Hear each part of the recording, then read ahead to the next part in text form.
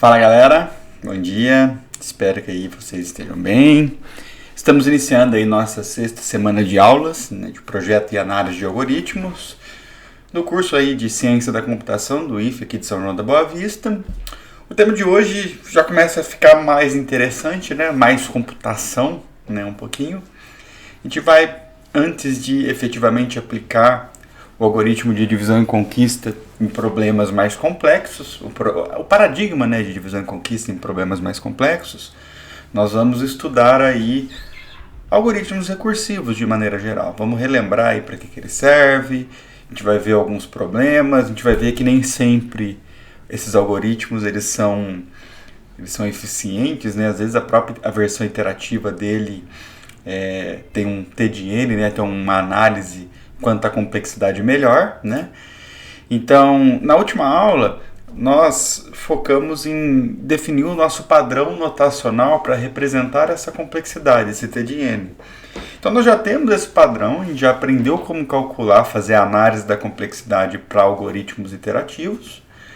Agora, antes de efetivamente fazer o cálculo do T de N aplicando o paradigma de divisão e conquista em alguns algoritmos, a gente vai relembrar algoritmos recursivos, vamos fazer aqui um cálculo, né, um estudo da complexidade, ou seja, identificar o T de N para esses algoritmos recursivos, e aí a gente vai ter que entrar naquele assunto da recorrência, né, quando a gente tem o T de N escrito com base nele mesmo.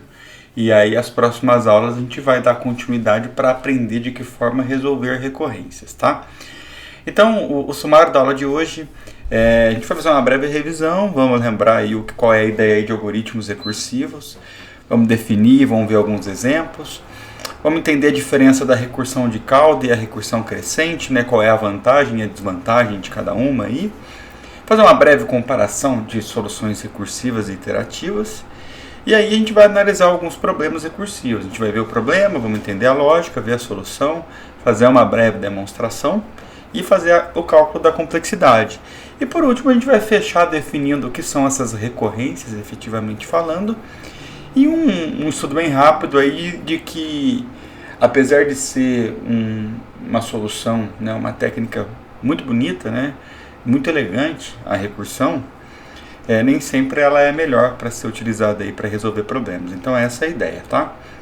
Então, recapitulando bem breve aqui, para a gente calcular aí a complexidade de tempo, ou seja, o T de N de um algoritmo, a gente tem que considerar que a nossa entrada, né, que o nosso N, ele sempre aumenta indefinidamente. Então a gente sempre está trabalhando aí com uma análise teórica que a gente fala que é o comportamento assintótico, né, daquela função.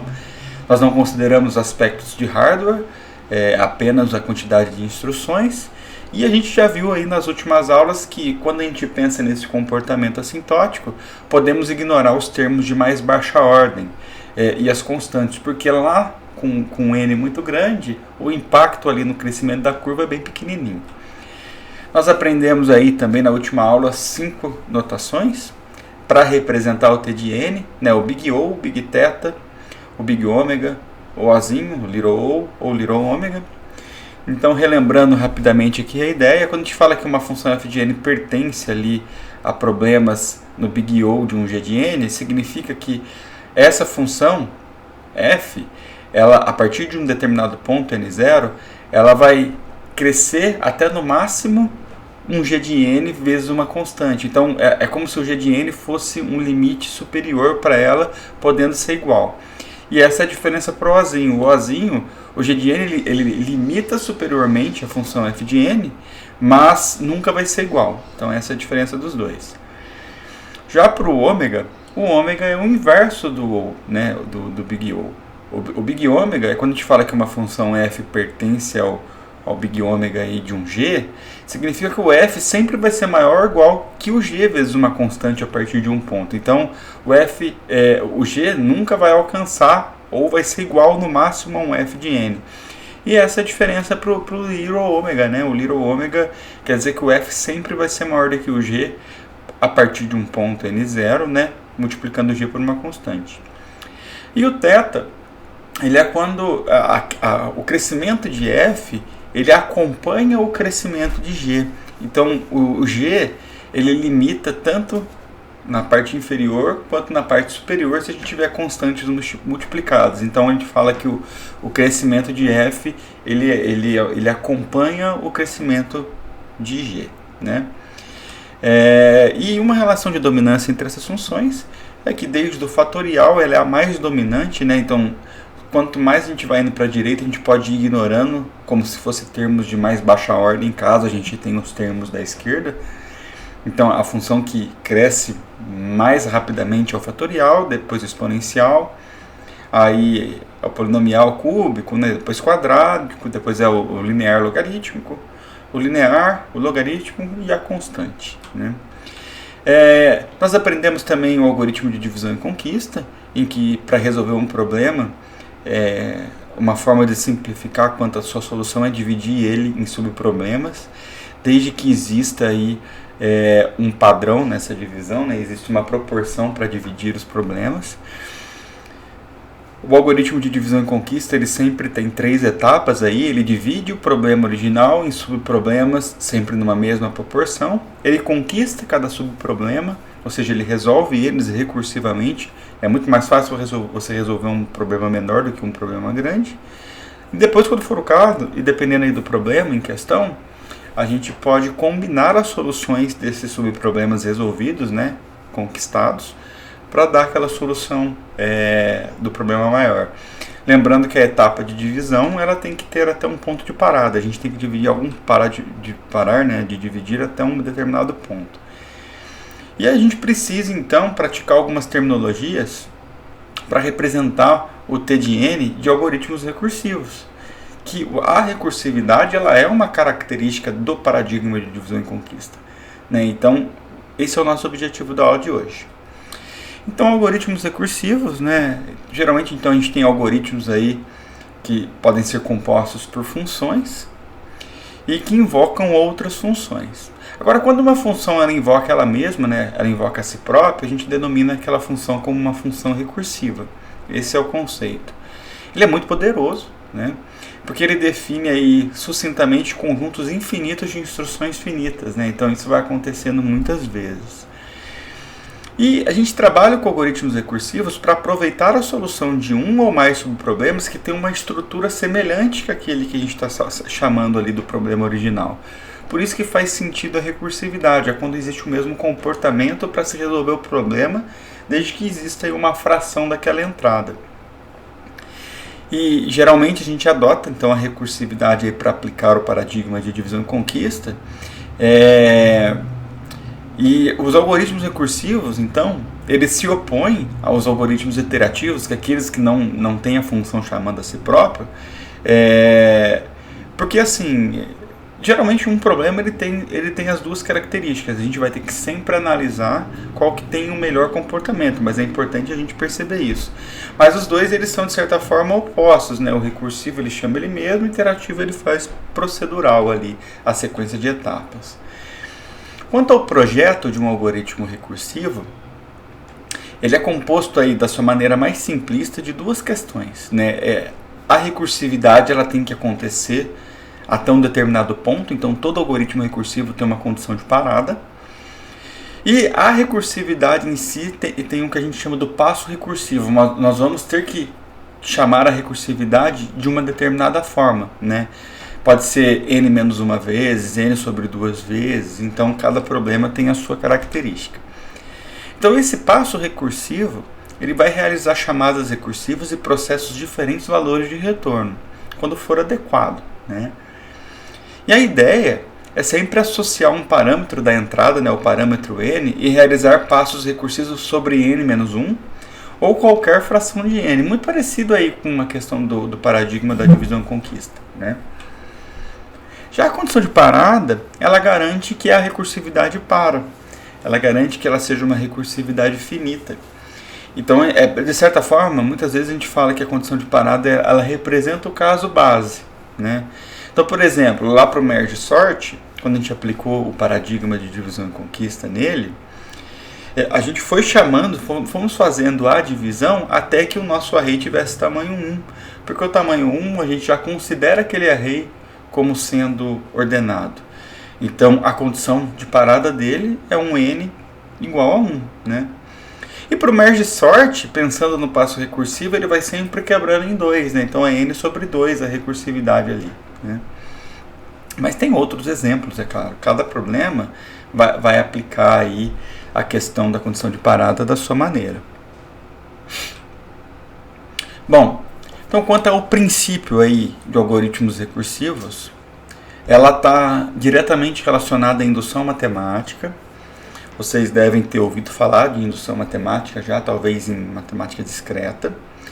E a indução matemática, só para a gente reforçar, ela tem uma hipótese de que a solução para um problema de tamanho n, ela pode ser obtida a partir da solução do mesmo problema, porém de tamanho t-1. Então isso é induzir matematicamente. A gente tem sempre o caso base, a gente supõe que o t-1 ele é correto, e a gente tenta provar que para o caso t ele também vai continuar correto. Então, de certa forma, existe aí uma relação direta da recursividade com a indução matemática. E a recursividade ela não se aplica apenas à divisão e conquista. A gente vai ver aí outros paradigmas que utilizam a recursividade, como o backtracking, que é tentativa e erro, a programação dinâmica, que é quando a gente já deixa coisas pré-calculadas, algoritmos gulosos, enfim. Então, existem vários paradigmas aí que usam a recursividade, por isso que é muito importante a gente parar e estudar essa recursividade, depois ver problemas mais complexos com eles e depois aprender esses outros paradigmas, né? E terminando aqui essa introdução, né? Para cada chamada da nossa função, recursiva ou não, os parâmetros, isso é uma coisa que vocês têm que ter em mente do ponto de vista computacional. Chamamos uma função, os parâmetros e as variáveis daquela função elas vão ser empilhadas numa pilha de execução, que é interna, que é do computador, é o compilador que vai estar controlando ali, né? Internamente, quando qualquer função é feita dentro de um programa, é criado esse registro de ativação nessa pilha. Então a gente tem que sempre consumir o que foi salvo lá. Vai ficar muito claro nos nossos exemplos hoje isso. E o registro de ativação ele armazena esses parâmetros e variáveis da nossa função, bem como um ponto de retorno. Então o que eu estou querendo dizer aqui é o seguinte: imagina lá que você chamou recursivamente um método. Ele tem que saber em que ponto da memória ele tem que retornar daquela chamada recursiva para continuar o seu processamento. Então é isso que eu estou querendo dizer aqui nesse slide, tá? E ao final, é claro, da execução dessa função, o registro ele vai ser desempilhado e a execução volta ao subprograma da função que o chamou, né? Geralmente o tempo de execução ele é maior quando a gente trabalha aí com algoritmos recursivos, porque tem um overhead aí na memória, né? Nós temos que gerenciar essa pilha de memória. Por isso que a gente tem que estudar muito bem a questão da recursividade para resolver alguns problemas. Então vamos pensar aqui num primeiro exemplo, bem simples, vamos começar bem tranquilo. A aula de hoje, quanto a problemas, são bem tranquilos, né? Aí depois a gente vai ter uma aula com algoritmos recursivos mais bonitos, vamos dizer assim, mais elegantes, né? Então, o primeiro exemplo aqui, vamos supor que a gente quer imprimir recursivamente os 5 primeiros números inteiros, né? Convido vocês a pensarem aí, mas já discutindo sobre a solução, pensando aí numa solução recursiva, a gente poderia ter uma função recursiva que passa aí o número n. É claro que quando eu for chamar essa função recursiva, eu vou chamar ela com 1. Aí ela vai verificar lá, ó, o 1 é menor do que o 5, imprime o valor 1 e chama recursivamente isso com o valor 1 mais 1, ou seja, vai chamar para 2. Aí na hora que chamar para 2, ele vai verificar que o 2 é menor do que o 5, vai imprimir o 2 e vai chamar para 3. E isso ele vai fazer até quando for 5. Então ele vai imprimir aí do 0 ao 4, né? Se a gente chamar a primeira vez ali até o 5. Vamos colocar assim, né? Isso daqui, pensando na pilha de memória, para esse exemplo aqui, a gente chamou lá, ó, o exemplo a gente está chamando a função recursiva com 0. Ela vai imprimir, vai chamar a recursiva com 0 mais 1, ou seja, com 1. Ela vai imprimir e vai chamar a recursiva com 1 mais 1. Vai imprimir o 2, vai chamar com 2 mais 1. Vai imprimir o 3, vai chamar a recursiva com 3 mais 1, vai imprimir o 4. vai chamar o recursiva, vai ver que o 5 não é, ela vai voltar, mas ela já teve impressão, porque a recursividade foi a última coisa dessa função, né? Então, isso daqui é uma solução, é só uma ilustração de como a gente pode fazer aqui a questão da recursividade, né? E enxergar a pilha de memória. Muito bem, agora a gente quer imprimir recursivamente também os 5 primeiros números, lá do 0 ao 5, só que numa outra versão. Só para vocês verem que a forma como a gente implementa a recursividade, ela impacta diretamente até no resultado do algoritmo, quanto no que está acontecendo na pilha de memória, né? Então, olha só, vou fazer um pequeno ajuste aqui, que ao invés de... Olha, vamos voltar para vocês lembrarem. Antes eu imprimia e chamava a recursividade para n mais 1. Eu vou agora chamar a recursividade para n mais 1 primeiro, e depois vou imprimir. O que vai acontecer?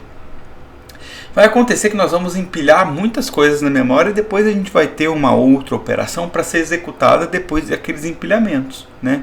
Então, na prática, na hora que a gente chama a função recursiva para 0, ele vai entrar, vai ver que o 0 é menor do que o 5, ele vai chamar a função recursiva para 1, depois para 2, depois para 3, depois para 4. No para 4 ele vai chamar para 5, vai voltar. Aí ele vai voltar, tá no 4? Tá, então imprime o valor 4. Aí a memória da nossa máquina vai saber aquele ponto de retorno. Então ele imprimiu o 4, ele vai voltar para outra chamada que era no nível 3. Ele vai imprimir o 3, que vai voltar, que era para o nível 2. Ele vai imprimir o 2, que vai voltar, que era o nível 1. E depois 0. Então percebam que neste exemplo aqui, em que nós tivemos um processamento após a recursividade, nós tivemos que ir e depois voltar. Então geralmente quando a gente tem processamentos resolvendo um mesmo algoritmo, mas quando a gente tem processamentos depois da chamada recursiva, isso aqui demora um pouco mais quanto à manipulação da memória, porque nós temos que ter esse controle dos pontos de retorno, né? E na prática, para esse algoritmo aqui, a gente está imprimindo o 4, depois o 3, o 2, o 1 e o 0. Lá antes a gente imprimia o 0, 1, 2, 3 e 4. Como a gente não estava preocupado com a ordem dos números, os dois algoritmos estão corretos. É a mesma coisa. Mas na prática a resposta deles foi diferente, né? Um outro exemplo de algoritmo recursivo também bem simples aí. Vamos supor que nós queremos somar recursivamente todos os números inteiros que está dentro de um intervalo m e n, né? Então, aqui a gente tem que retornar o valor dessa soma, né? E nós temos que passar como parâmetro o m e o n. Pensando, então, nessa solução, é claro, convido vocês a pararem o vídeo e tentarem rascunhar, sempre antes de fazer. Eu acho que é muito importante. Ou depois que vocês já estudarem, tentem fazer de cabeça, né? Mas pensando aqui, ó, então, a nossa função soma, ela recebe o valor m e n. Se o valor de m for igual ao valor de n, eu vou retornar o valor de m, que eu já sei que ele chegou. Então, vamos supor que o m é menor do que o n, né? Então, m é igual a n? Não é, um é menor que o outro. O que ele vai fazer? Então, ele vai somar o m, que é o primeiro valor, o m. Ele vai fazer o m mais, chamando a recursividade do m mais 1. Então, ele vai incrementar o m até ele se aproximando a n, até que chega um ponto em que o valor de m vai ser igual a n, que ele vai simplesmente retornar o valor de m ou de n, tanto faz aqui. E no final das contas, ele vai estar retornando a soma de m, sempre encadeado com os m's ali, até ter o último valor de soma, que vai ser o valor de m, né? Isso aqui funciona lindamente, né?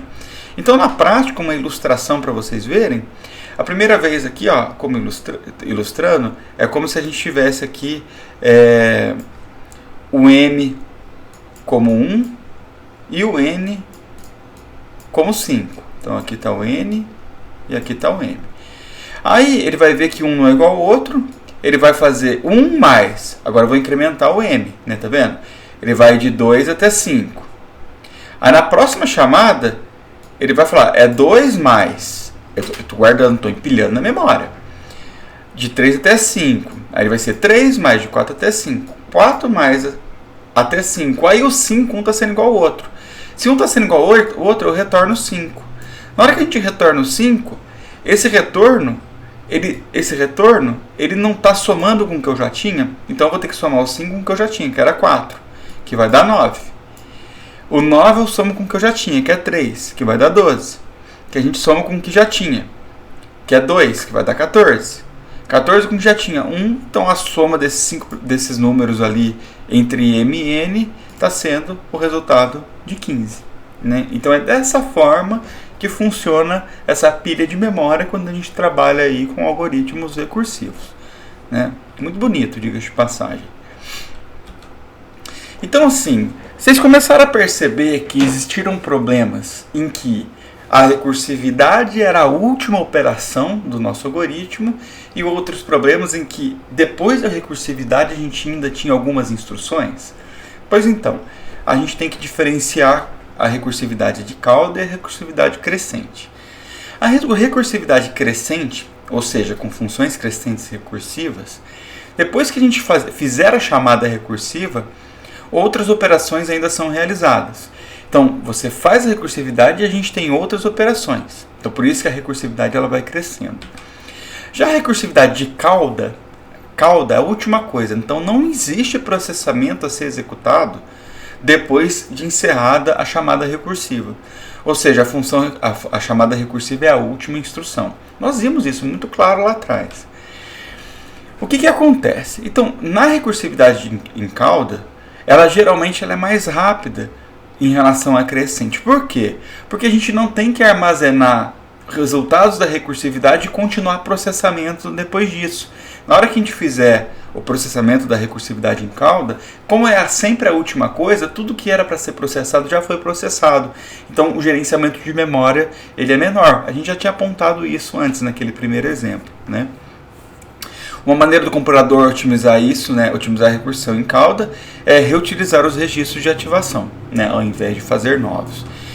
Então, aqui, só para vocês verem um outro exemplo, mas para a gente diferenciar uma recursividade de cauda, em que a última coisa é a chamada recursiva, e uma recursividade crescente, em que depois da minha chamada recursiva, eu tenho a chamada recursiva, depois disso eu ainda tenho operações para fazer, ou seja, eu tenho essa operação de atribuição. Então, a diferença desses dois métodos aqui, recursivos, para somar números, é que o processo de soma, eu já estou fazendo a soma do valor que eu tenho, com o valor que eu tenho que somar, e depois eu vou decrementando, chamando recursivamente.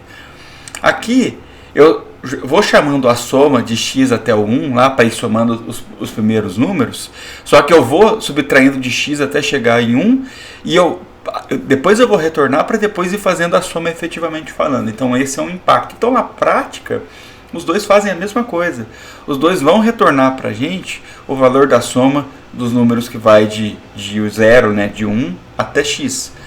Mas essa função aqui, esse método aqui, ele vai ser mais rápido do ponto de vista de manipulação de memória em relação àquele lá, né? Tranquilo?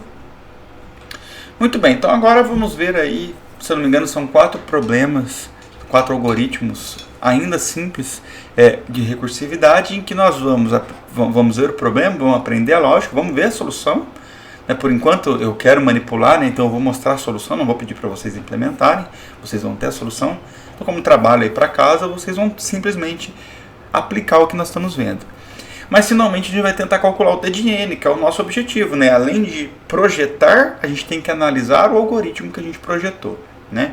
Então o primeiro problema é o fatorial, que todo mundo sabe. Vocês possivelmente já até fizeram algoritmos implementados de fatorial.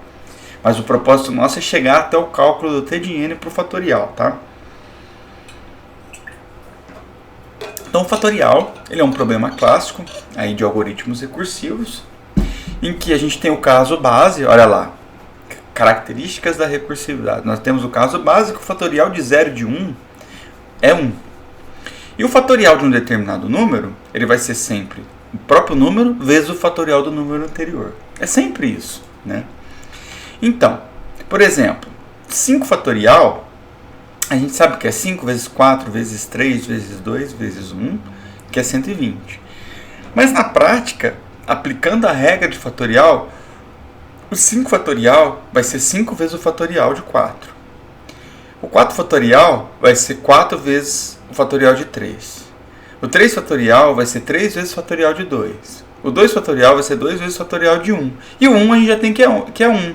Então a gente pode perceber aqui uma questão recursiva, né? A gente pode, fazendo 5 vezes o fatorial dos outros números, do número dele menos 1 até chegar em 1, por exemplo, né? Que é exatamente isso que nós estamos ilustrando aqui. Então, a resolução recursiva para o fatorial ela é muito tranquila. A gente quer calcular o fatorial do número 5, por exemplo. Então, 5 é menor ou igual a 1? Não é. Se for, que aí é o caso base, que é 1 ou 0, a gente vai retornar o valor 1.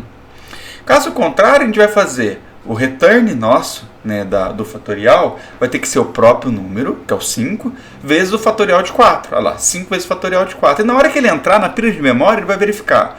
O 4 é menor do que 1? Não. Então ele vai fazer 4 vezes o fatorial de 3, que é essa etapa aqui. E aí, ele está, de certa forma, agrupando essas multiplicações, né, para ter esses retornos. Então, na prática, a nossa pilha de memória está fazendo isso aqui, ó. O 5 vezes o fatorial de 4, que vai ser o resultado do 4 vezes o fatorial de 3, o de 3, e assim vai indo, ele está empilhando e guardando esses resultados até para ter o resultado 120 aqui, por causa do 5 fatorial. Então, é muito tranquilo, né? É bem tranquilinho aqui trabalhar com a implementação do fatorial. Muito bem. Como que é então a execução desse passo a passo? Vamos enxergar o que eu tentei rabiscar agora há pouco na pilha de memória, né? Então, na prática é assim, ó, na hora que a gente faz o 5 fatorial, o 5 fatorial ele vai ser 5 vezes o fatorial de 4. O fatorial de 4 vai ser 4 vezes o fatorial de 3. O fatorial de 3 vai ser 3 vezes o fatorial de 2. O fatorial de 2 vai ser 2 vezes, 2 vezes o fatorial de 1. O fatorial de 1 é caso base. 1 é igual a 1? Ele retorna 1. Esse 1 vai multiplicar com 2. 2 vezes 1 dá 2. Retorna 2. 2 vezes o 3 que eu já tinha dá 6. Retorno 6. 6 vezes o 4 que eu já tinha dá 24. Retorno 24. 24 vezes o 5 que a gente já tinha dá o nosso 120. Então, na pilha de memória, a aplicação do fatorial tem exatamente esse comportamento, né? Muito bem. Agora, quanto à análise da complexidade, né? Agora a gente já tem um pouquinho de habilidade, a gente já tem um feeling lá de calcular esse T de N, porque nós já calculamos o T de N de algo muito mais complexo que isso, que foi do merge sort, né?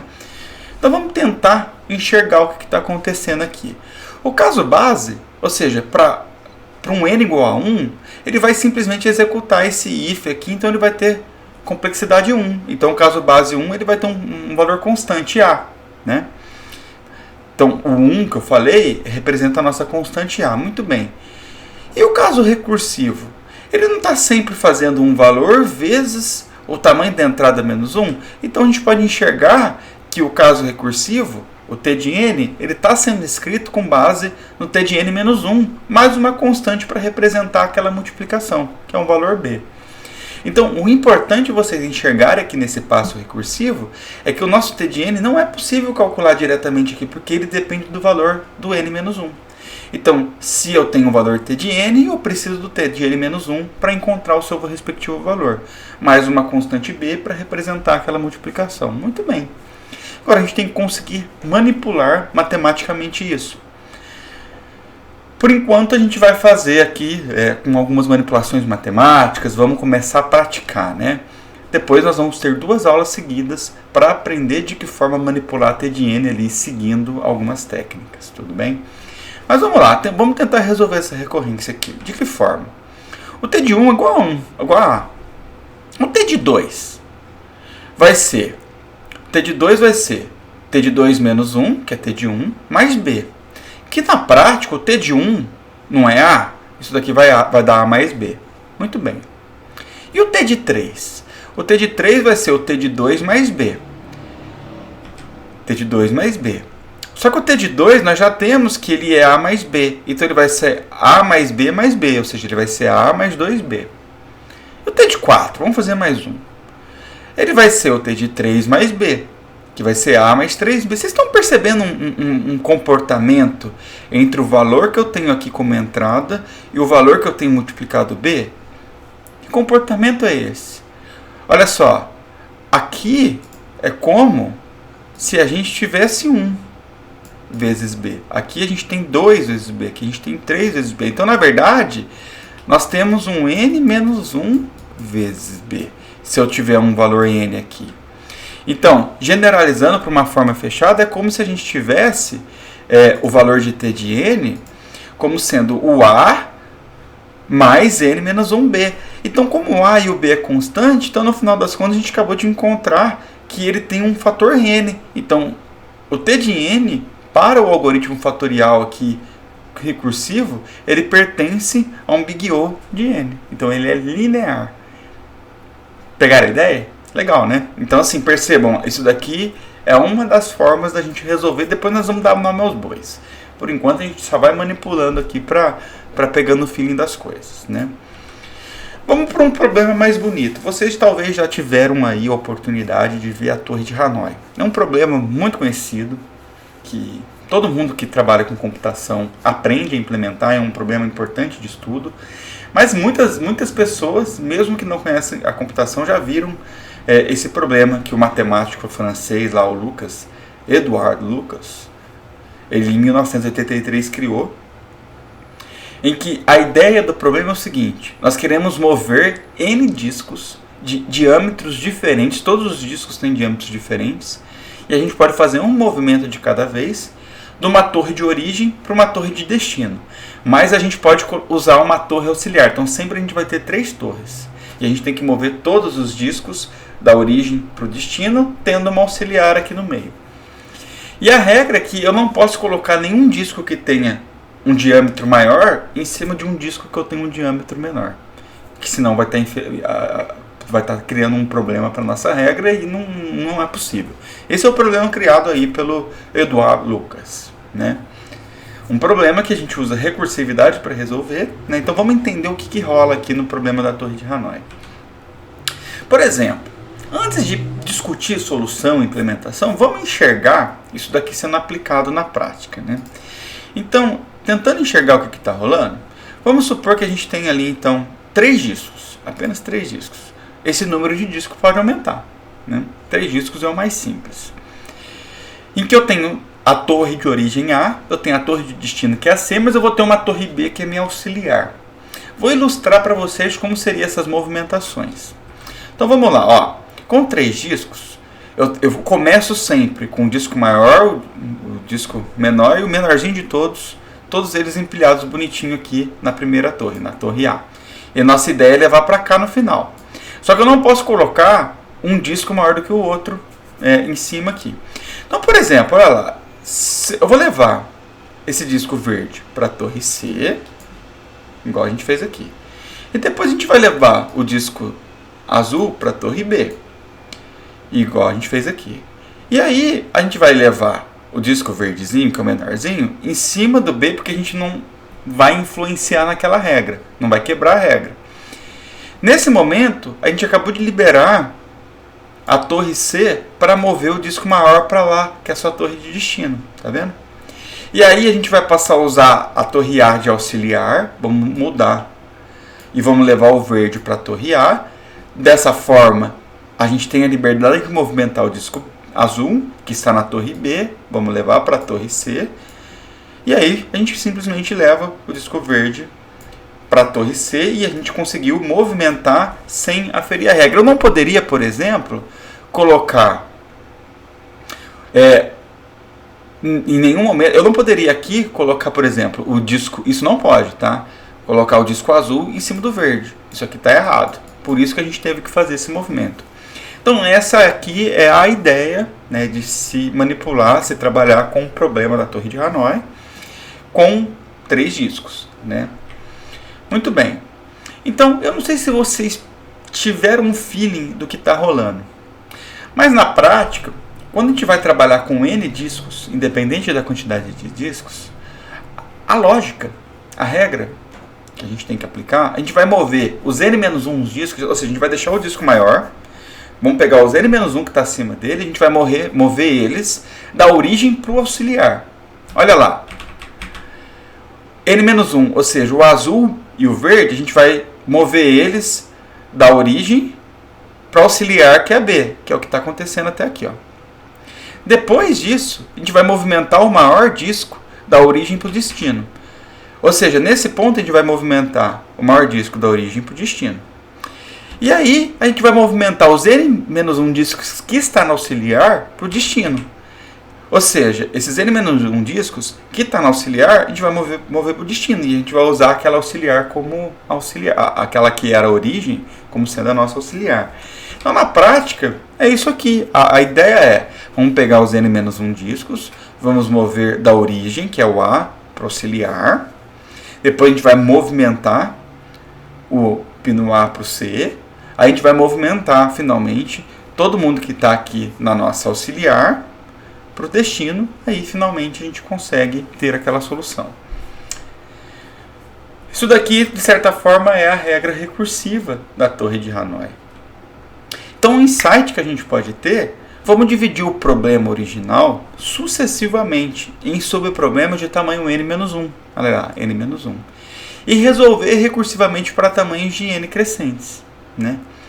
Ou seja, como solução recursiva, a gente pode fazer isso aqui. Olha. A gente pode implementar um método que é void, que eu estou chamando aqui de Hanoi, em que eu vou passar a quantidade de discos, eu vou passar qual é o nome da minha torre de origem, que é um inteiro, eu estou passando aqui no nosso exemplo. A torre de origem é 1, a torre de destino é 3 e a torre auxiliar é 2, por exemplo. Tá? Enquanto o n for maior do que 0, o que eu vou fazer? Eu vou movimentar os n-1 discos da origem para auxiliar, usando o destino como auxiliar. Olha lá o que ele está fazendo. A chamada recursiva aqui, ó, eu vou movimentar da origem. O destino agora está sendo auxiliar. E quem vai ser o auxiliar nessa primeira metade? Vai ser o destino, que é o auxiliar, tá vendo? Depois que a gente fizer isso, que é essa primeira parte aqui, ó, a gente vai mover da origem para o destino.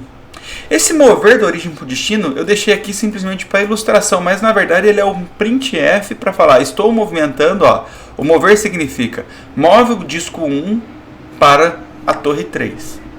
Move o disco da torre 1 para o disco da torre 3. Então, move do 1 para o 3.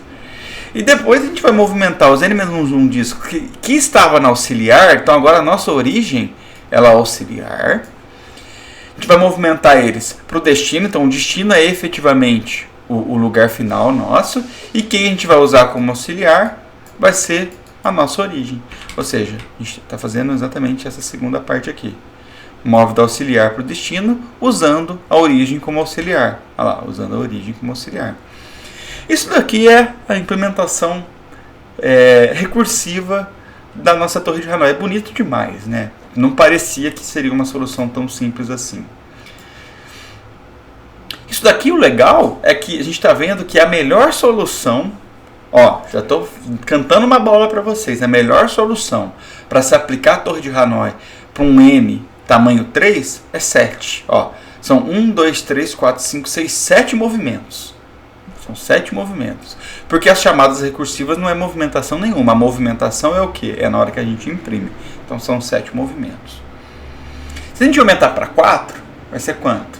Se a gente aumentar para 5, vai ser quanto? Então isso daí, a torre de Hanoi, obviamente, ela vai aumentar muito. Quanto maior o número, mesmo mantendo as 3 torres, a quantidade de movimentações vai aumentar grande, muito grande. Não sei se vocês percebem isso, né? Então, assim, ó, a execução do passo de Hanoi aqui, tentando ilustrar essa situação com as chamadas recursivas. Então, eu vou fazer com calma a primeira metade da esquerda e depois vocês estudam a metade da direita. Quando a gente tem aqui, então, o H, só para simplificar o desenho, significa chamada Hanoi, tá? Então, eu estou passando que a gente tem 3 discos. Estou passando que a origem é o 1, o destino é o 3 e a torre é o 2. Aqui é como se fosse o A1, o B é 2, o C é 3. Tá? Então a primeira chamada vai ser H eu quero movimentar 3 discos da torre 1 para a torre 3 usando a torre 2 como auxiliar. Só que na hora que a gente aplica aqui, a gente vai verificar, o 3 é maior do que 0? Beleza, então o que eu vou fazer? Agora eu vou chamar recursivo, que é o que ele está fazendo aqui, ó, desse lado esquerdo, que ele está fazendo aqui, ó, para n-1, ou seja, 2. A origem mantém igual, ou seja, a origem continua sendo origem. Ó, a origem continua sendo origem, então vai ser 1. Só que agora a gente vai inverter o auxiliar com o destino. Então por isso que agora aqui estava 3, 2, aqui vai virar 2, 3. Por quê? Porque agora quem virou o nosso auxiliar foi o destino, né? E aí ele entrou para cá. Ele entrou para cá e vai verificar, o 2 é maior do que 0? Então eu vou chamar recursivo de novo e vai cair nesse primeiro caso. Eu estou sempre indo para a esquerda, olha o empilhamento da memória dele, sempre indo para a esquerda. Ele vai chamar recursivamente o Hanoi para 2 menos 1, que é 1. Então agora o Hanoi vai ser 1, a origem mantém igual, olha lá, a origem mantém igual, 1. Só que agora a gente vai inverter o auxiliar com o destino, só que eu tenho que inverter com o passo que eu estava aqui antes. Então estava 2, 3, agora vai virar 3, 2. Não com o primeiro, mas com o passo empilhado, né? E aí, o 1 é maior do que o 0? Vou chamar recursivo. Na hora que a gente chama recursivo, eu não vou nem interpretar. Na hora que ele der como 0, ele vai voltar. Ele não vai fazer nada. Na hora que ele voltar, ele vai ter feito a primeira execução do Hanoi para essa chamada recursiva. Agora a gente tem o move. O move do origem para o destino. Origem é 1. O destino é 3. Então ele vai movimentar do 1 para o 3. Então aqui eu tenho a impressão que o movimento tem que ser da torre 1 para a torre 3. E aí a gente vai chamar para o lado da direita, porque a gente tem uma outra chamada recursiva aqui do lado da direita. E a chamada recursiva ela tem que ser dependente desse empilhamento da memória. Então, aqui a gente tem 1. 1, na hora que a gente chamar recursiva, vai ser 1 menos 1, que é 0. Ele vai cair para cá, não vai fazer nada, vamos voltar. Já vou voltar para cá. Na hora que a gente volta para cá, a gente terminou o processamento desse Hanoi, ou seja, do lado esquerdo na movimentação, para o n igual a 2. Então agora a gente vai ter o movimentar da origem para o destino. Quem é a origem aqui? A origem é o segundo parâmetro, que é o 1. Quem é o destino aqui? O destino é o terceiro parâmetro, que é o 2. Então agora a gente vai movimentar da torre 1 para a torre 2. Então é nesse momento que a gente está imprimindo. Movimenta do 1 para o 3, depois movimenta da 1 para o 2. Agora a gente vai chamar o recursivo para a direita. Chamando o recursivo para a direita tem que ser com base nesse empilhamento. Então a gente vai ter que fazer o recursivo n-1, então vai chamar para 1. Ele vai cair nessa função, né? Então a origem se mantém. Mentira! Agora é para a direita, olha, depois da impressão, a origem não se mantém. Olha lá, quem virou origem é auxiliar. Então, o auxiliar, que era o último parâmetro, vai ser a nossa origem. Então, o auxiliar, que era o último parâmetro, vai ser a nossa origem. Então, 3 virou aqui a nossa origem. Muito bem. Agora, quem é o destino? O destino mantém e a origem inverte. Então, na verdade, aqui fica 1, 2, 3, aqui vai ficar 3, 2, 1. Então, sempre o processamento para a direita vai sempre inverter para 3, 2, 1. E aí ele vai chamar para cá, vai ficar 3, 2, 1. Na hora que ele der 1, chamar o recursivo para a esquerda, vai bater 0, não faz nada. Aí ele vai imprimir que eu quero movimentar da origem para o destino, ou seja, do parâmetro 2 para o 3, ou seja, movimenta do 2 para o 3. Então ele vai imprimir aqui. Depois ele vai chamar recursivo para o lado da direita, que vai dar 0, não processa. Aí ele volta e vem para cá. E aí ele vai movimentar, efetivamente, ele vai cair na chamada do meio aqui. Então ele vai movimentar da origem para o destino, que é do 1 para o 3. Beleza? Então perceba, a gente teve 1, 2, 3, 4 movimentações. Não vou fazer isso aqui na aula para a gente ganhar um pouquinho de tempo, mas a lógica prevalece identicamente aqui para esse lado da direita.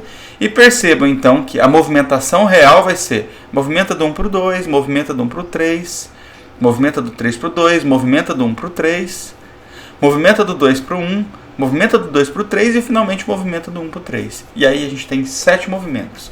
Então, por isso são 7 movimentações, que são esses caras que a gente está contando aqui no M1, 1, 2, 3, 4, 5, 6, 7.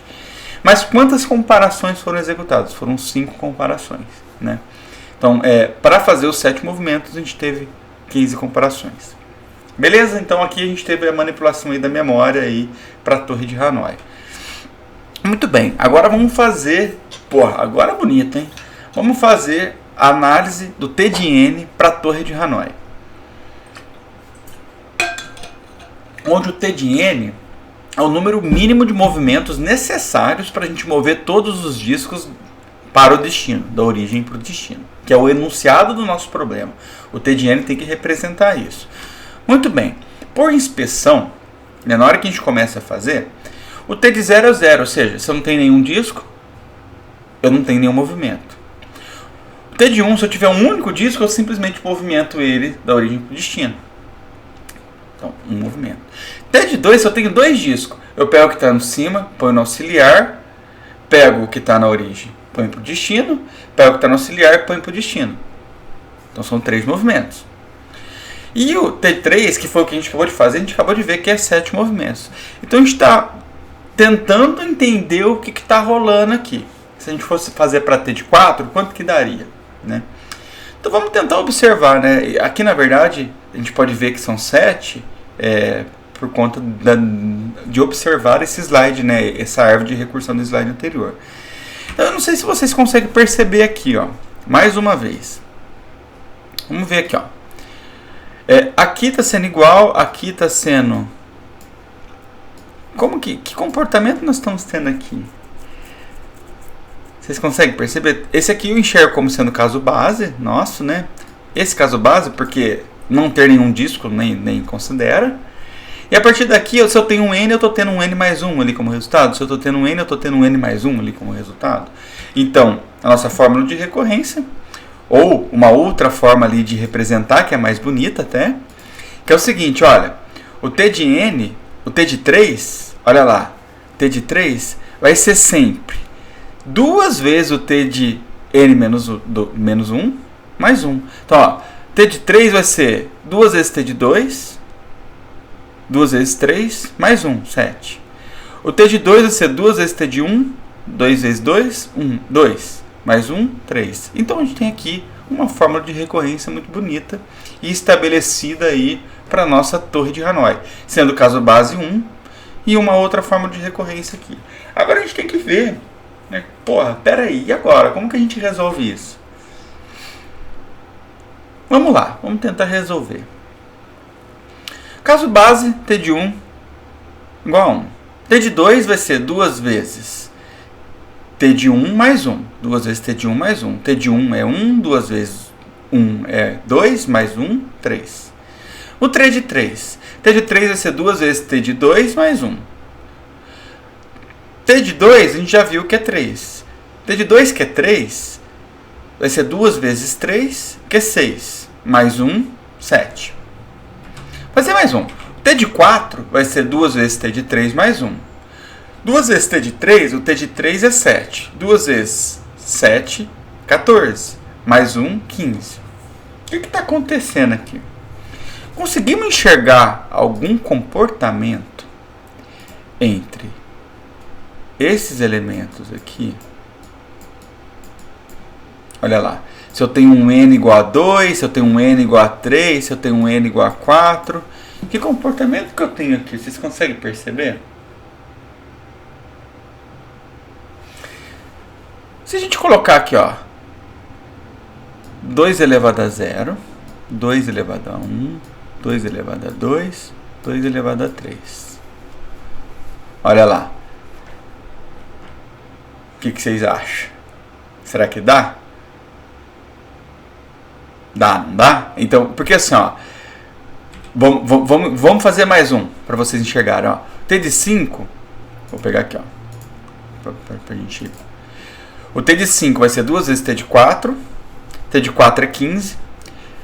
2 vezes 15 dá 30 mais 1. Então, na verdade, o que a gente tem que fazer aqui? A gente acabou de enxergar que nós temos, então, um T de N sendo igual a 2N menos 1. Olha que legal. Se eu tenho um N igual a, por exemplo, um N igual a 5, 2 vezes elevado a 5... Dá 2 vezes 2, 4 vezes 2, 8 vezes 2, 16 vezes 2, 32. Menos 1, 31. Se eu tenho um N igual a 4, 2 vezes 2, 4 vezes 2, 8 vezes 2, 2 vezes 2, 4 vezes 2, 8 vezes 2, 16. Menos 1, 15. Igual a 3. 2 vezes 2, 4 vezes 2, 8 menos 1, 7. Então, a gente pode falar que o t de n é igual a 2 elevado a n menos 1. Resumindo, o tempo para fazer a torre de Hanoi é exponencial, é 2 elevado a n, porque o 1 é uma constante. Caraca, velho. Sinistra a torre de Hanoi. Por isso que eu até comentei lá atrás, conforme a gente for aumentando a quantidade de discos, isso aqui vai crescer absurdamente a quantidade de movimentos. E faz sentido ele acabar dando como resultado aqui, sendo exponencial. Vamos provar por indução matemática que isso está correto. Vamos relembrar lá da matemática discreta. Para provar por indução matemática, a gente tem a fórmula, né, que o t de n é igual a 2n menos 1.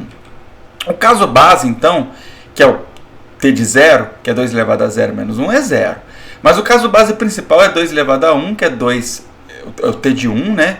Na hora que eu coloco aqui 1, 2 elevado a 1, 2 menos 1, 1. Então, o t de 1 está sendo igual a 1, que era o resultado da nossa recorrência, né, que a gente tinha feito, ó, t de 1 igual a 1. Então, quando a gente faz resolução por indução matemática, a gente tem que provar o caso base e o caso indutivo, né? Então, acabamos de provar o caso base. Vamos provar o caso indutivo. A gente vai fazer uma indução em n. Vamos supor, então, que aí é a sacanagem da indução matemática, a gente tem que ter visto lá em discreta, né? Então, a gente sempre faz para o passo n menos 1, depois a gente tenta manipular para ver se ele vai dar igual para n.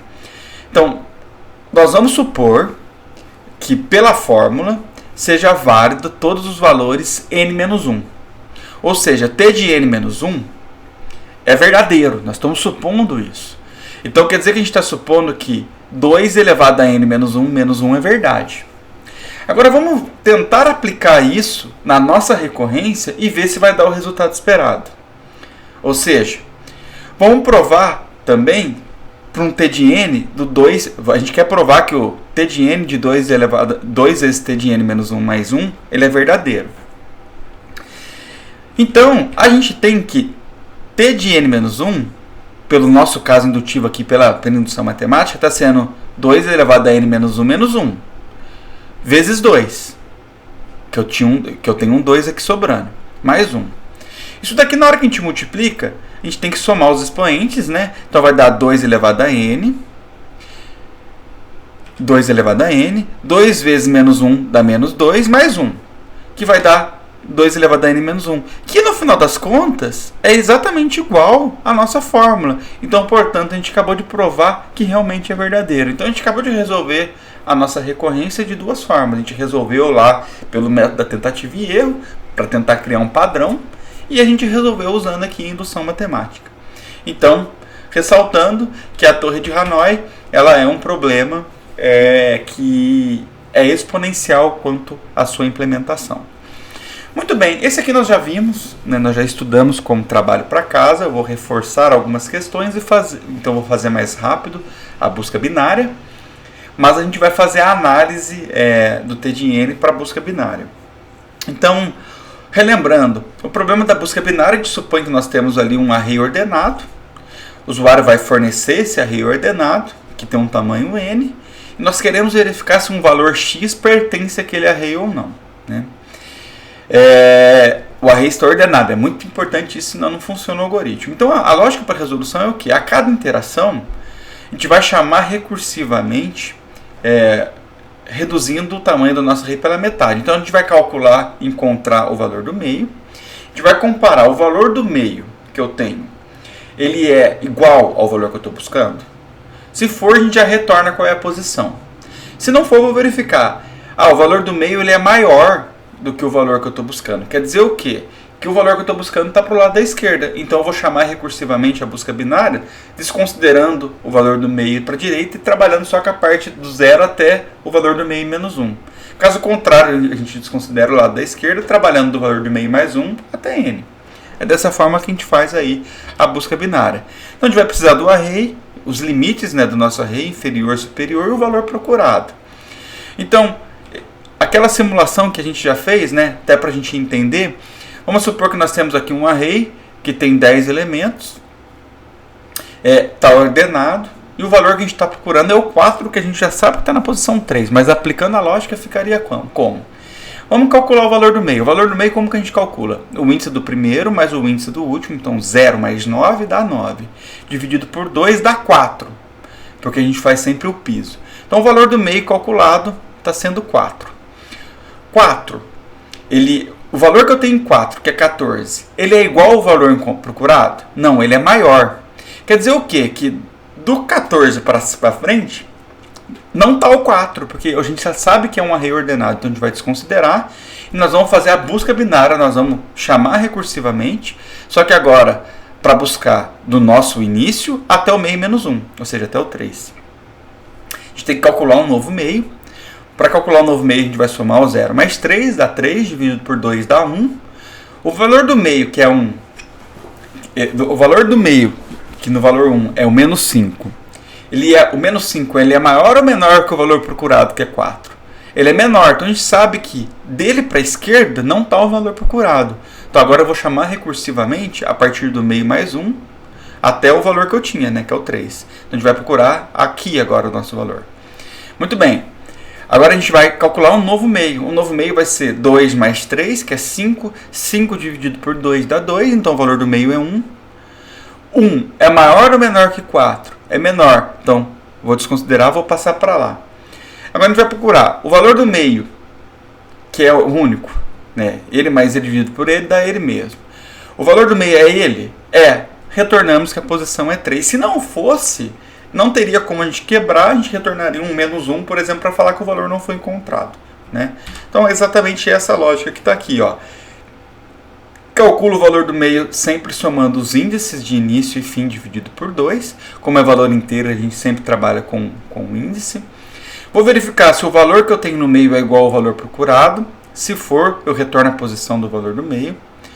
Vou verificar se o início é maior ou igual ao fim, porque quer dizer que se for e a gente não encontrou o valor, que é a condição de antes, nós não temos o valor naquele array. Então nós vamos retornar menos 1. Caso contrário, a gente vai fazer a nossa divisão, né? A gente vai verificar se o valor que eu tenho no meio for menor do que o valor procurado, quer dizer que a gente tem que procurar do lado da direita, que é o lado maior. Então nós vamos chamar a própria função recursivamente, de forma binária, passando o valor procurado, o próprio array, e agora o meio mais 1 até o fim. Caso contrário, a gente vai chamar para o lado da esquerda. Ou seja, o início vai ser o início e ele vai como fim o meio menos 1. Então é dessa forma que funciona aí a nossa busca binária. Agora o que de novo, né, que a gente não fez isso, né, o que a gente pode fazer de novo em relação à busca binária, que é a análise da complexidade. Queremos calcular o T de N para a busca binária. Vou beber uma água aqui, que essa aula ela vai mais uns 20 minutinhos, tá? No máximo. Então a busca binária, vamos tentar entender. O caso base, né? O caso base ele fala o seguinte pra gente. Se eu tenho um tamanho de array 1, ele vai executar em tempo A, né, numa constante, ou se a primeira condição, na hora que eu fizer o ponto do meio, é o valor que eu encontrar, ele também já vai retornar. Então o caso base ele é constante. Então T de 1 igual a A, né? O tamanho do meu array ali, né, o valor que eu estou querendo encontrar já é a primeira posição do meio, então é A, beleza. O passo recursivo, nós temos duas recursividades, que chama sempre a metade do array, mas nem sempre essas recursividades são executadas. Se essa primeira for executada, a segunda não é. Se a primeira não for executada, a segunda vai ser executada. Por isso que o nosso passo recursivo sempre vai ser um T de N sobre 2, mais a constante de manipulação, que é esses cálculos aqui de antes. Então, B, por exemplo. Entenderam por que não é 2t de N sobre 2? Porque apesar da gente ter duas recursividades, uma é excludente da outra, a gente está num if else. Então, por isso que é apenas um t de N sobre 2, com o tamanho da entrada, e o N sobre 2 é porque a gente está sempre chamando a metade do array, independente das duas. Então é assim que a gente faz o estudo. Muito bem. Vamos tentar resolver, vamos tentar manipular essa nossa recorrência. Então, quantas vezes a gente consegue dividir o N por 2 até chegar em 1? Quantas vezes a gente vai fazer isso? Vocês já devem ter esse feeling se vocês fizeram uma associação com merge sort, porque tudo que é dividido por 2, criando talvez ali uma árvore, traz sempre uma ideia de logarítmica. Guardem isso. Traz sempre uma ideia logarítmica. Mas vamos tentar enxergar isso. Se eu tenho um t de 1, então intuitivamente, né, pensando aqui, vamos lá. O t de 1 é A, que é o caso base, então é constante. O t de 2 vai ser igual ao t de 2 sobre 2, que é 1, mais B. Né? T de 1, então vai ser... Isso aqui a gente já sabe que é o A mais B, mas na verdade é como se a gente tivesse ali um 2 elevado a 1, que é 2 elevado a 0 mais B. Ó, estou substituindo aqui só para vocês enxergarem o que eu estou fazendo, para ficar claro. Aqui eu tenho um 2 elevado a 1, aqui eu tenho um 2 elevado a 0. É isso que eu estou querendo representar aqui para vocês enxergarem as coisas. Eu posso fazer um t de 3? Eu não posso fazer um t de 3 para esse caso, porque o nosso problema está sempre quebrando de 2 em 2. Então eu tenho que ter um n igual a 4 agora para a nossa análise. Então para um t de n igual a 4, ele vai ser um t de 2 mais b. Que aqui, na verdade, é um t de 2 elevado a 2, que vai ser um t de 2 elevado a 1 mais b. E eu vou fazer isso para o t de 8 também, eu não posso fazer para o t de 6. Porque é de 2 em 2. Eu sempre vou quebrando, não é de 2 em 2 que eu estou variando. Então, o t de 8 vai ser o t de 4 mais b. Né? O t de 8 é o t de 4, 8 sobre 2, que é 4, mais b. Mas também, já enxergando, eu posso colocar que é um t de 2 elevado a 3, que é igual a 2 elevado a 2. Né? 2 elevado a 2 mais b. Muito bem. O que a gente está entendendo? O que nós estamos percebendo? Então, assim, ó, eu posso fazer isso, aqui eu ilustrei para o 16 de novo, mas a gente está percebendo alguma questão aqui, né? Que a gente sempre tem um comportamento de um t de 2 elevado a k, que vai ser um t de 2 elevado a k menos 1 mais b. Mas a gente precisa entender qual que é o comportamento do 2k aqui, né? Quantas vezes intuitivamente a gente vai quebrar? A gente vai ter que quebrar até a gente ter um único valor, a gente vai quebrar n vezes, né? Então é como se a gente tivesse 2 elevado a k, vou até adiantar o próximo slide. É como se a gente tivesse aqui 2 elevado a k sendo igual a n, né? Porque o nosso t de n aqui que tem esse comportamento. Se a gente joga um LG dos dois lados, o LG com o exponencial, ele se cancela, né? Então a gente vai ter aqui um k que vai ser igual a n LG de n. Então, só para vocês entenderem aqui o que a gente está fazendo. Então, qual que é a profundidade, né? Qual que é a altura dessa árvore? A altura dessa árvore é k, é sempre k. Né? E aí a gente tem um custo para cada nível. Mas vamos lá. Então, essa altura é k, a gente já fez até uma manipulação aqui para vocês entenderem o porquê que 2k é igual a n. Mas eu vou aqui, ó, até estou trazendo a resposta para vocês. Né? Então, a complexidade do t de n vai ser sempre o k vezes b. Isso aqui, ó, vai ser sempre k vezes b mais a. O que a gente tem que encontrar é o valor de k no final das contas. Vocês concordam? Porque eu tenho k vezes b de custo. É isso que eu estou querendo dizer para vocês. O b, ele vai ser feito quantas vezes? K vezes, que é a nossa altura. Mais um a lá, que é uma constante inicial. A nossa dificuldade é encontrar o valor de k, que a gente já encontrou, né? Mas para fechar aqui, né, fazendo a resolução nos slides, nós temos então que o t de n, ó, agora não vai ter dúvida. Nós temos duas representações para a recorrência. Nós temos que o t de n é igual a t de n sobre 2 mais b. E nós temos que o t de 2 elevado a k é igual a t de 2k menos 1 mais b. Então nós estamos assumindo uma suposição, que o n seja igual a 2k. Esse daqui é um dos tipos de resolução de recorrência que a gente vai ver nas próximas aulas, que é a de substituição. Mas vamos lá. Assumimos isso. Na hora que nós assumimos isso, o que a gente pode fazer? Aplicamos o LG dos dois lados e a gente vai ter o K sendo igual a LG de N, por conta da exponencial validar. Na hora que a gente faz o K sendo igual a LG de N, a gente pode substituir isso. Substituir aonde? Vamos substituir lá aqui em cima, ó. Se o K for igual a LG de N, 2 elevado a LG de N vai dar N. 2 elevado a LG de n, se a gente colocar aqui, isso daqui então vai ter, de certa forma, a resolução de 1b vezes LG de n. Então, a resolução da nossa busca binária, ela é simplesmente logarítmica. Tudo que a gente for quebrando na metade, você pode ter certeza absoluta que vai ter tempo logarítmico. Isso aqui é enroscado. Parem o vídeo ou façam depois e tentam manipular e entender o que eu estou fazendo aqui. Mas aqui eu só estou substituindo para vocês enxergarem as coisas. Tranquilo? Deixa eu ver se eu esqueci de falar alguma coisa aqui. Não. Eu acho que tá bem claro, né? Fechou. Esse K sendo igual a LG de N, você pode simplesmente substituir aqui, ó. LG de N, então vai dar LG de N vezes B mais A. Por isso que deu o logaritmo aqui embaixo, né? Então é essa suposição que a gente fez e a gente acabou de provar. Muito bem. Então, fechando aí e caminhando para o final da aula, então nós temos que encontrar fórmulas fechadas para as nossas recorrências. E para encontrar fórmulas fechadas existem aí algumas etapas que a gente vai aprender. A primeira aí é para o insights, a gente analisa pequenos casos e tenta ter um insight para falar, puxa, eu acho que é isso. Muitas vezes essa é a mais difícil, mas é a mais direta. A gente tem que ter muita experiência matemática para conseguir encontrar esses insights. A outra é provar a recorrência por um valor específico de T de N.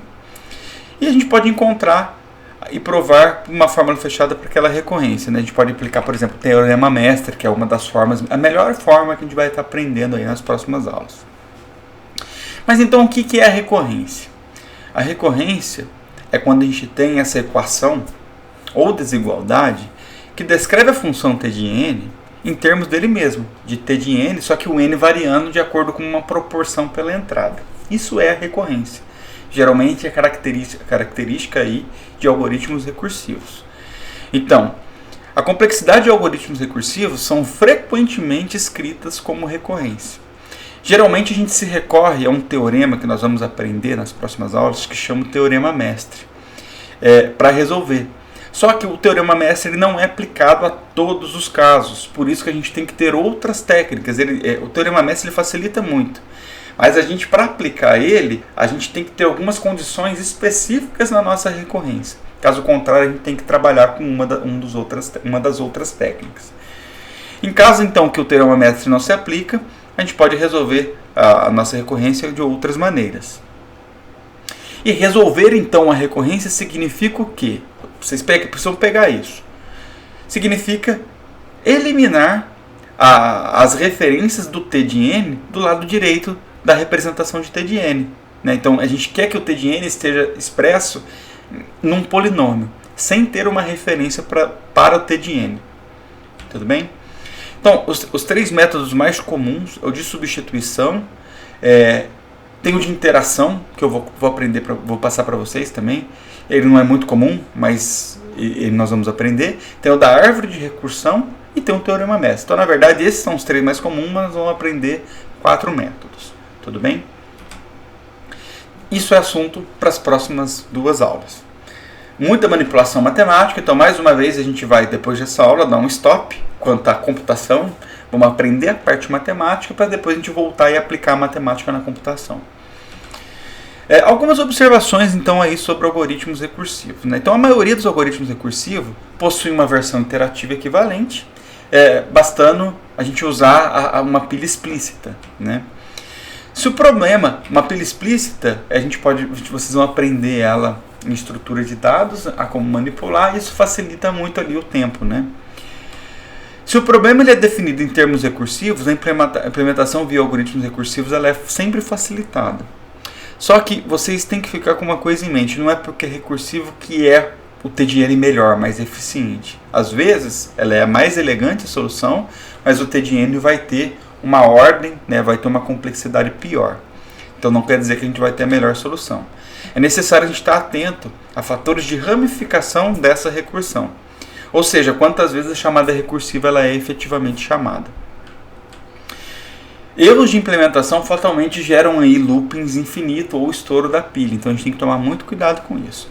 Quanto a esse estouro de pilha, normalmente a pilha de execução possui regiões limitadas na memória para guardar todo tipo de manipulação, né, de endereçamento de memórias, né, de estruturas que a gente está usando dentro de um algoritmo. Quando a gente usa mais do que foi reservado, ele geralmente estoura a pilha, então dá aquele Stack Overflow, né? Ele não tem memória suficiente para processar. Isso geralmente acontece quando a gente cai num looping. Então, se você trabalha com uma recursividade que não tem um ponto de parada, fatalmente você vai cair nisso. E aí o compilador vai muitas vezes suspender a execução do programa, né? E a recursividade, ela empilha muitos parâmetros e variáveis. Isso pode, de certa forma, nos levar a ter esse problema. Agora, quando a gente trabalha com a recursão em cauda, algumas linguagens tiram proveito da recursão em cauda, que é aquela que a última operação do algoritmo é a própria recursão. Tudo que era para ser processado já foi processado. Então, muitas vezes, isso daqui não ocupa espaço em pilha de memória. Então, ele evita, mais uma vantagem então, aí, de algoritmos recursivos em cauda, ele evita aí estouros de pilha, mesmo que a gente tenha um problema ali do nosso algoritmo, né? O Fibonacci, ele é um ótimo contra-exemplo para a gente. É o último problema que a gente vai estudar e depois só tem mais algumas observações. O Fibonacci é um bom exemplo para a gente fazer aí um estudo quanto à sua versão interativa e à sua versão recursiva. Então, o Fibonacci, acredito que todo mundo já aprendeu a série de Fibonacci, né, que é essa série que é 0, 1, 1, 2, 3, 5, 8, 13, 20, 21. Mas, na prática, o que nós estamos fazendo aqui? O Fibonacci de um número é a soma dos dois anteriores. O Fibonacci de um número é a soma do Fibonacci dos dois anteriores. Então, 21 vai ser 13 mais 8. Então, é assim que funciona o Fibonacci, né? O Fibonacci, então, ele tem uma fórmula, né? Ele tem uma definição matemática. Casos base para o Fibonacci. O Fibonacci de 0 é 0, o Fibonacci de 1 é 1, o Fibonacci de qualquer número maior do que 1 é o Fibonacci do número menos 1, mais o Fibonacci do número menos 2. Perceba que ele está nos induzindo a recursão. É muito direto fazer Fibonacci recursivo. Aplicações práticas do Fibonacci, a gente parece que é um problema, mas essa série a própria natureza usa, né? Inclusive, olha só, isso aqui é a representação de como se fosse a concha de um caracol.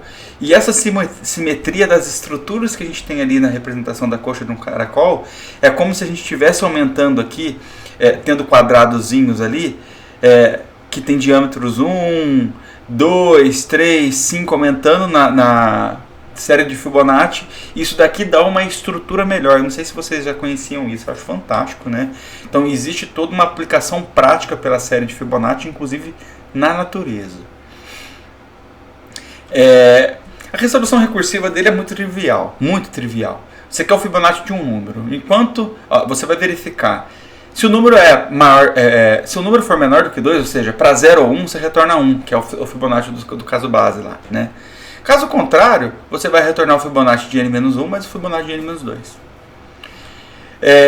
Então, por exemplo, como que é a execução do Fibonacci de 5, que a gente já sabe que é 8? Então, o Fibonacci de 5 vai ser o Fibonacci de 4 mais o Fibonacci de 3. O Fibonacci de 4 vai ser o Fibonacci de 3 mais o Fibonacci de 2. O Fibonacci de 3 vai ser o de 2 mais 1. O Fibonacci de 1 vai ser 1 mais 1. Que aqui é 1 e aqui é 1. O Fibonacci de 1 é 1. O Fibonacci de 2 é 1 mais 0, que é tudo 1. O Fibonacci de 2 é 1. Vai ser o Fibonacci de 2. O Fibonacci de 1 mais o Fibonacci de 0, que é 1. O Fibonacci de 3 vai ser o Fibonacci de 2 mais 1. O 1 a gente já sabe, então no final vai ser 1, 2, 3, 4, 5, 6, 7, 8. É o resultado. O que está acontecendo aqui? Olha que BO que nós temos aqui.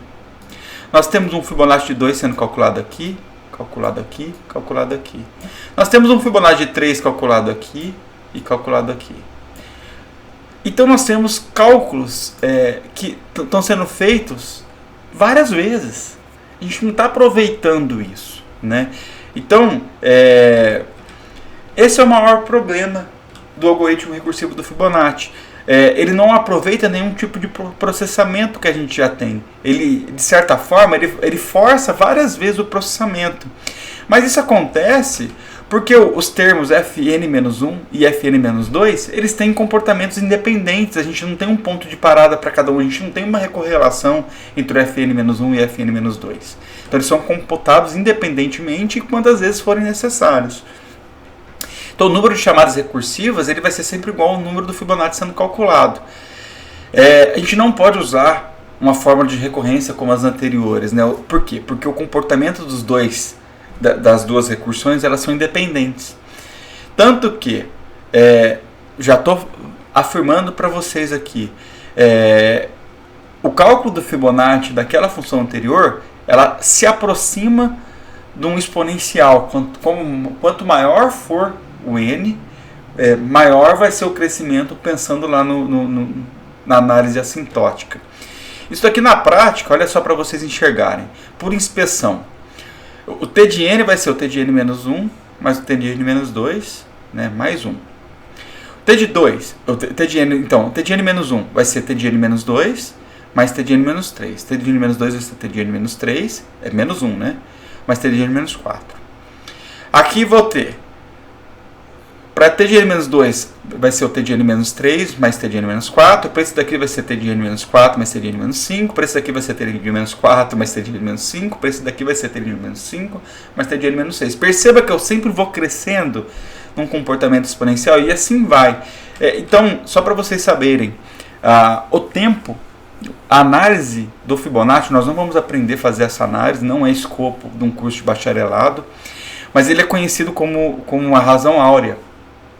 O T de n para Fibonacci vai ser sempre 1 sobre a razão de 5 vezes φ elevado a n menos φ elevado a menos n. Onde o φ, que é a razão áurea, ele tem esse comportamento, ele é a razão de 5, ele é a raiz de 5 mais 1 sobre 2, que é aproximadamente 1,618. Então, na prática, se a gente analisar esse T de n aqui, o φ, ele vai ser 1,61 elevado a n. Então, por isso que eu falei no slide anterior, que ele se aproxima do comportamento exponencial. Então, não é porque eu estou usando recursividade que eu estou tendo a melhor solução. Olha lá aqui, eu estou tendo aqui um crescimento exponencial. Resolvendo interativamente, usando apenas uma repetição, a gente pode fazer um Fibonacci aqui, ó. Se eu faço aqui, ó, quero o Fibonacci de um número qualquer, 5. Eu faço i igual a 1, o Fibonacci recebendo 1, o anterior recebendo 0. 1 é menor do que 5? Vou guardar um valor temporário para o Fibonacci. O Fibonacci vai ser sempre o Fibonacci mais o Fibonacci do anterior. O anterior vai guardar aquele tempo e eu vou incrementar o i mais mais. Isso daqui, na verdade, qual que é o comportamento disso? Você vai somar não a partir do 5. Você vai somar do caso base, que você sabe que é o 0 e o 1, até chegar no 5. Essa é a lógica invertida para se aplicar o Fibonacci de maneira interativa. Então, o Fib, ele guarda sempre o Fibonacci de um número. Só que aqui, na hora que você está calculando, o anterior guarda sempre o Fibonacci do número anterior para você fazendo as somas. Então perceba, eu vou de 1 até n. Então aqui o T de n desse cara aqui, desse algoritmo para Fibonacci interativo, ele é linear. Então ele é muito mais rápido. A versão interativa do Fibonacci deu pau na versão recursiva. Nós vamos aprender mais para frente uma versão usando programação dinâmica, diferenciada também, que nos ajuda a enxergar um Fibonacci diferente, tá? Então, algumas conclusões. O algoritmo recursivo ele é extremamente ineficiente, pois ele recalcula repetidas vezes várias partes de Fibonacci. Tanto que ele se aproxima ali de um φ elevado a n, onde o φ é 1,6 aproximado, né? Então ele é exponencial. Já a versão interativa, ele possui ali um T de n que é linear. Então, comparando aí o recursivo com o interativo, só para vocês verem o impacto, para um n grandão, por exemplo, igual a 100, o recursivo demoraria 10 elevado a 9 anos para se calcular. O interativo, 1,5 milissegundos. Então, percebemos a vantagem aí de se utilizar o interativo em cima do recursivo. Só estou querendo trazer um contra-exemplo. Nós temos que conhecer tudo. Recursivo, programação dinâmica, paradigma da divisão e conquista, guloso, não importa. O interativo, todos eles são bons para a gente tem que ver qual que é o melhor. Por isso que a gente tem que estar sempre analisando aí quanto ao projeto. Então, lição. A recursividade ela é super elegante, mas nem sempre ela é eficiente.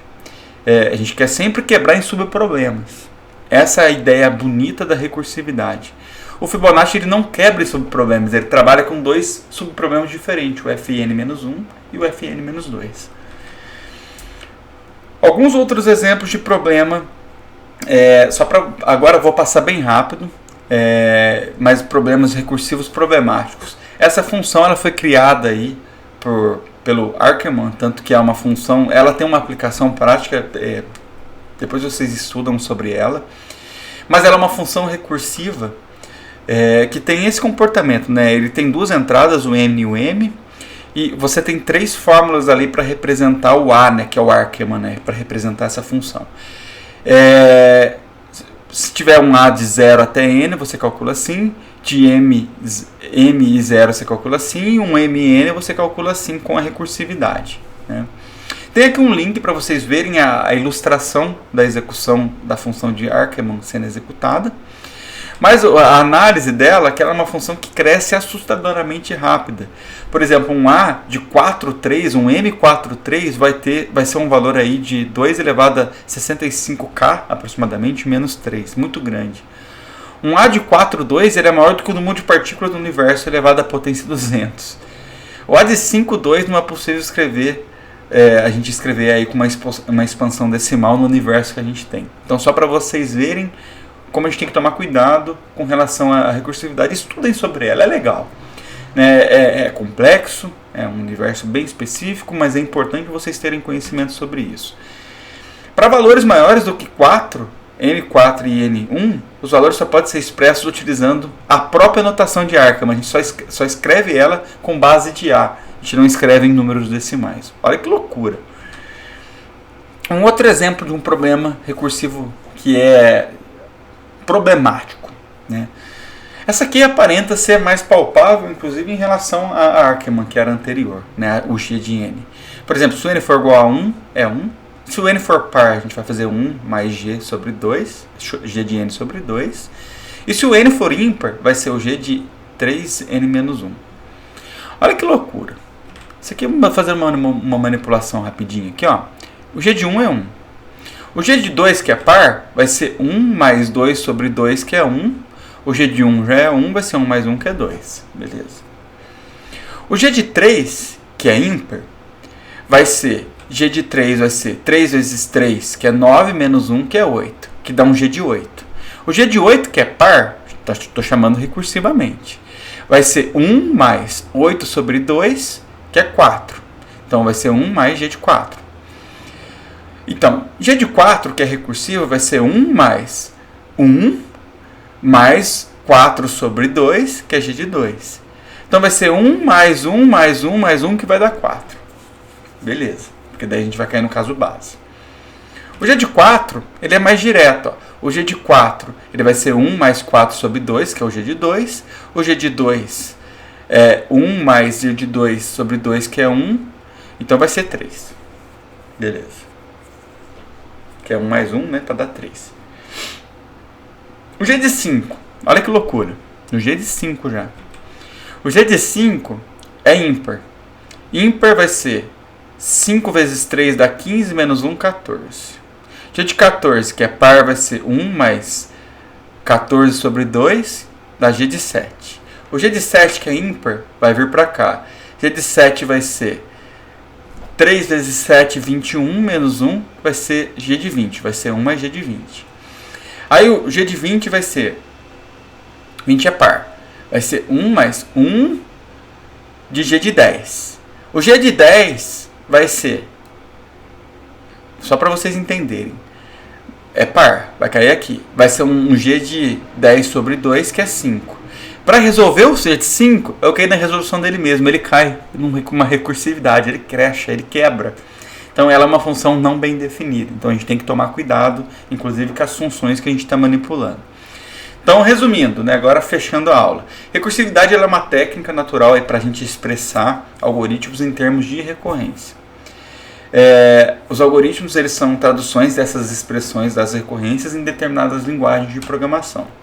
A gente tem que analisar a eficiência dos algoritmos recursivos e o princípio de ramificação, o seu fator ali de ramificação. E também o crescimento ali da pilha de memória. A gente tem que levar tudo em conta para ver se vale a pena ou não usar a nossa recursividade. Então a gente tem que analisar a função de recorrência, né, com base no problema, porque ela pode cair num desses problemas que a gente viu que não é bem definido. E boa parte dos casos a recursividade pura ela é utilizada como uma técnica conceitual, ao invés de ser como uma técnica computacional. Mas os paradigmas que a gente usa quando a gente trabalha com subproblemas para resolver um problema de característica igual, ele cai exatamente nesse caso que a recursividade é interessante. Então é nesses casos que a gente tem que aplicar a recursividade. Para outros casos, como por exemplo o Fibonacci, o subproblema, que é o f de n-1 e f de n-2, não é um subproblema. A gente está criando dois novos problemas. Então a gente tem funções aí que não são bem resolvidas. Tudo bem? Gente, essa aula era um pouquinho grande, mas ela é bonita, a gente vê muita computação, a gente vê muita aplicação, várias análises matemáticas para calcular a complexidade desses vários TGNs. Convido vocês agora a fazer todos esses exercícios computacionalmente falando, usando aí uma linguagem.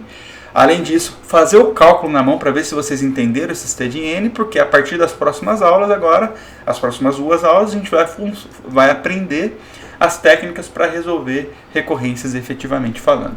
Tudo bem, gente? Então é isso. Qualquer dúvida, a gente se encontra aí nos plantões. Não deixe de fazer os nossos exercícios. E tamo junto. Valeu, beijo!